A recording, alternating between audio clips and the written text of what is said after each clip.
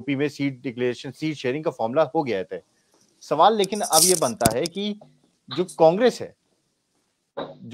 है और जी, सवाल मेरा बनता है कि कांग्रेस और समाजवादी पार्टी एक साथ आ गए हैं, लेकिन अभी भी जो जयंत जी हैं और जो मायावती जी हैं, इनके बिना इंडिया गठबंधन अधूरा है, क्योंकि एक काफी बड़े वोट बैंक को इनके जरिए पाया जा सकता है। तो क्या अभी भी इस गठबंधन का प्रयास है कि मायावती जी और जयंत जी को साथ में लाया जाए? क्योंकि जयंत जी को जैसा कि नीलम जी ऑलरेडी बता चुकी हैं कि बीजेपी की तरफ से जो ल्यूक्रेटिव ऑफर्स थे, अभी तक कुछ मिला नहीं है उधर से।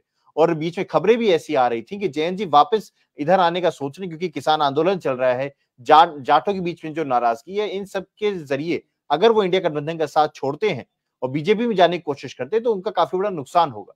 ऐसे में क्या इनके जरिए अब जो स्थिति उनकी फंसी हुई है, तो क्या वो कॉम्प्रोमाइज करेंगे और इंडिया गठबंधन में आएंगे? और अगर वो नहीं आते हैं, तो क्या उनके बिना यूपी में इंडिया गठबंधन अधूरा नहीं है? मैं जयंत जी और मायावती जी की बात कर रहा हूं, आप क्या कहना चाहेंगे? रविंद्र जी।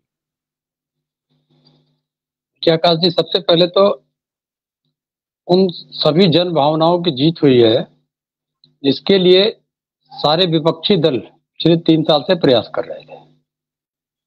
भारतीय जनता पार्टी के प्रोपेगेंडा सेल की एक बार फिर बहुत बुरी तरीके से हार हुई है, क्योंकि वह छड़ यह प्रचार कर रहा था कि इंडिया गठबंधन है ही नहीं। अपने गठबंधन की बात नहीं करके इंडिया गठबंधन के बारे में दुष्प्रचार तो कर ही रहे थे, साथ साथ में वो इंडिया गठबंधन को अनेक नामों से बदनाम करने का प्रयास कर रहे थे।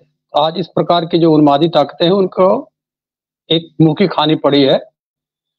अब है, फिर मैं वही बात अपनी दोबारा करूंगा कि जो 2024 का चुनाव होने जा रहा है उसको जनता लड़ रही है, और जो इंडिया गठबंधन बना है या जनता के दबाव में बना है, तो निश्चित रूप से जब इंडिया गठबंधन जनता के दबाव में बना है, तो अब यह जनता की जिम्मेदारी है कि हमको जिताएगी।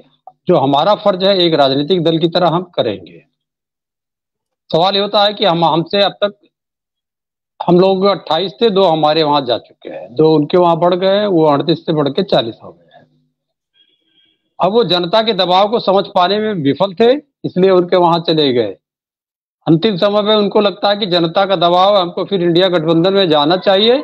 तो निश्चित रूप से अगर आपने कल की प्रेस वार्ता देखा होगा, तो कांग्रेस के राष्ट्रीय महासचिव जी ने एक स्पेस रखा था बातचीत करते हुए, तो उस स्पेस को हम जैसे प्रवक्ता बंद नहीं कर सकते हैं, क्योंकि जो साझी पत्रकार वार्ता हो रही थी समाजवादी पार्टी की और कांग्रेस की, तो अविनाश जी ने एक अच्छा स्पेस रख रखा था कि अगर कुछ लोग और आना चाहते हैं गठबंधन में, तो जी सर, निश्चित रूप से इनका स्वागत किया जाएगा, जो लोग आना चाहते हैं।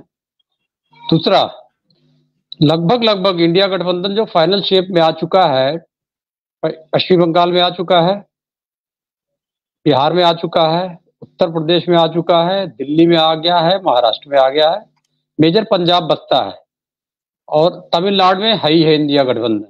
ये जो 5 राज्य हैं, शीर्ष 5 राज्य, इनके पास लगभग 249 सीटें हैं, और इन 249 सीटों से भारतीय जनता पार्टी, मुझे लगता है जैसा जन भावनाएं हैं, अगर हम लोग ठीक से लड़ जाते हैं तो शायद भारतीय जनता पार्टी का राष्ट्रीय स्तर पे 200 सीटें भी आना बहुत मुश्किल हो जाएगा। जी धन्यवाद। जी रविंद्र जी, बहुत बहुत धन्यवाद।